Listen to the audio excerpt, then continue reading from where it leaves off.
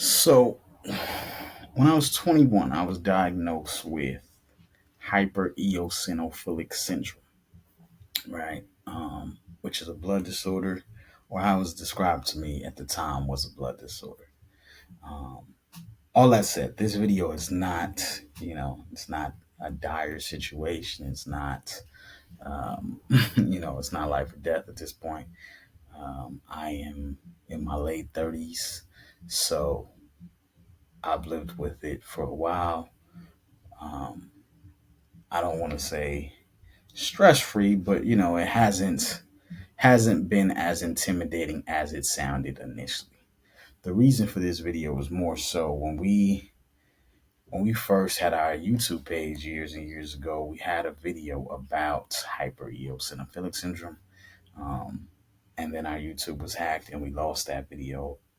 And since um, I YouTube was hacked over a year ago, and since I really haven't seen any videos about hypereosinophilic syndrome or people talking about it or anything like that. So I wanted to um, really highlight it and just have this online so that people who are dealing with it, who will get diagnosed with it, just have a resource. There were people in the comments talking about their diagnosis or diagnoses and just everything. So I just want to have that again on our YouTube, and have this serve as kind of a benchmark for that community. So all that said, um, quickly, I was diagnosed, like I said, when I was 21, and it wasn't that um, it. I saw some stories about how other people were diagnosed and how they found out they had it. Mine was one of the calmer stories, right? Like, so I at 21, I used to ride a bike, and this is how I knew something was wrong. I used to have a bike, and I would ride my bike just about everywhere, and of course, I'm 21, so I'm riding for miles and miles, never tired, never worried, just good. And for whatever reason, at the time, if there was a hill, I couldn't do it. I just couldn't get up the hill. Like it was too daunting. My body was like, no, chill, you're doing too much. So that was the first sign that something was wrong. But at 21, like not even thinking anything of it, that's I'm just gonna ride down the hill. Like I walk up the hill, I'll ride down right back to regular life. Right. But that was the first sign that something was up. The second sign was at night I would sweat. Right. Like, and it's kind of hard to really notice night sweats as an issue initially because it really is just it's the summer, right? Like it's hot. At the time I don't think I had AC in my room, so it was just like it's night and I'm sweating. This fan's not doing what it's supposed to do, right? But it was concerning because I would wake up and like just be in a pool of sweat, right? Like actual everything's wet. Like if you've never sweat at night, like for real, like it's like someone dumped water on you, right? Like, and you're waking up to that every morning. Like the sheets is like they got to air out. I got to keep the fan on to kind of air out this bed for the rest of the evening. So that was kind of you know a huge red flag. But honestly, it wasn't. I was lucky enough. I was doing some events at some colleges, so I was lucky enough that I was staying at hotels, and that's when I noticed there was a real issue here, right? Like, because if I'm in a hotel and the AC is pumping, then there's absolutely no reason I should be sweating the way I'm sweating. And that was where I was like, okay, maybe there's something seriously wrong here. Like, if I'm sweating out hotel beds too with the AC on, okay, huge red flag. So I go to the doctor, and at the time I've been playing. softball, just a you know regular summer softball. I've been doing it. So I go to the doctor because maybe the third sign was I had like a little pain in my shoulder, right? Like it was like a stabbing pain that I would get at night, um, and just every few nights. It wasn't necessarily consistent. It was just every few nights I would have this pain in my shoulder. Um, and I guess it was consistent, right? Like it's consistent enough. You're dealing with 3, 4 times a week. That's way too much when you don't have any indication of what this pain is, right? And like it really just felt like someone stuck something right there in my shoulder, and like they were just pushing it. So throughout the night or throughout the evening, because it would always happen in the evenings, throughout the evening, like it just felt like someone was pushing this thing deeper and deeper and deeper.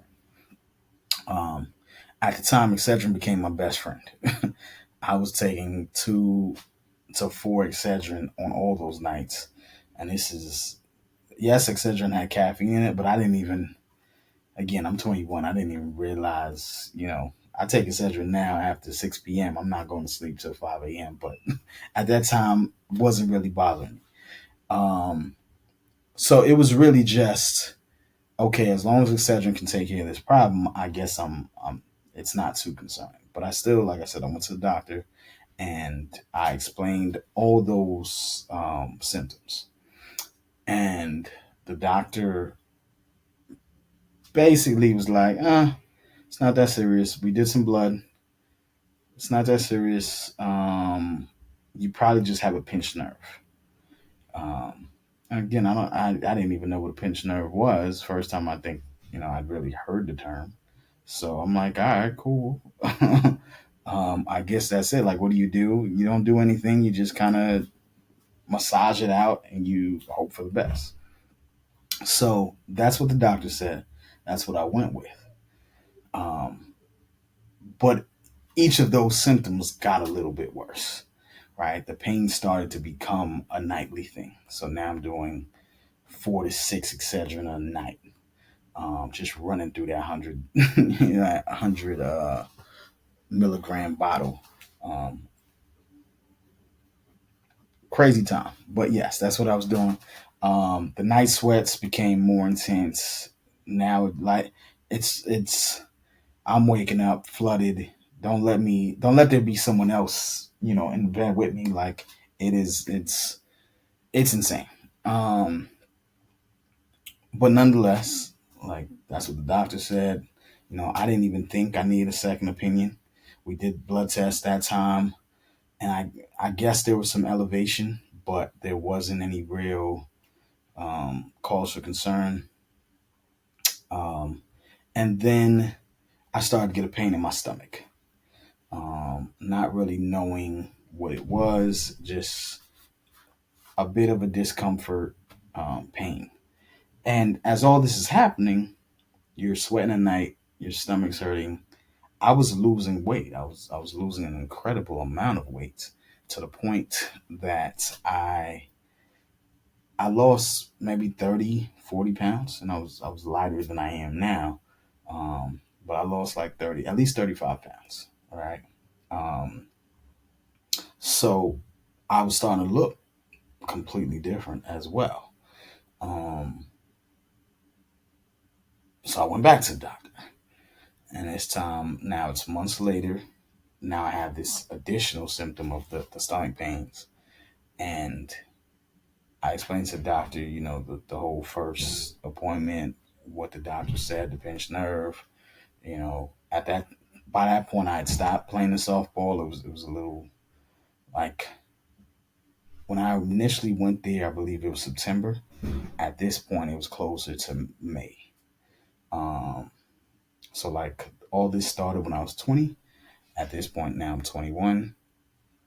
Everything's gotten a little more intense. I've lost some weight, blah blah blah. So go to the doctor this time around. We do blood again. Um, and initially they're like, yeah, it doesn't appear as if anything is concerning here. You know, we'll keep track of it. we'll do this blood, and hopefully come back in a month or two, and hopefully it's all stops on its own. But then the very next day, I get a phone call from the doctor saying, "Hey, can you come in?" um, we got the blood test results. Um, we need you to come in. They didn't give any detail over the phone, just come in. So I head over, um, and my doctor's office was just a clinic, but they were associated with a hospital. And pretty much, I get in there, and they're like, you know what, we have to basically send you in the ambulance to the hospital right now. Like, we're that concerned. It seems that serious. Is there anybody that can meet you? Blah blah. So end up having my one of my parents came met me. Um, Head over to the hospital, and essentially, if you just take those symptoms, right? So quickly realized that why my stomach was hurting was I had a swollen spleen, right? Your spleen is like fist size. It's right under your rib cage, um, kind of right under your heart, right in that area there, on your left side. It was swollen to the point that it had taken over just about my entire, uh, about half of my stomach. And it was hard. So, like, if you tapped it, it was hard. Now, again, I knew there was something off, but that's why you go to the doctor and you hope that they figure this thing out. So you add that with the night sweats and the losing weight, they started hitting me with all the all the buzzwords for illnesses, right? So it was HIV, you know, HIV/AIDS. It was leukemia.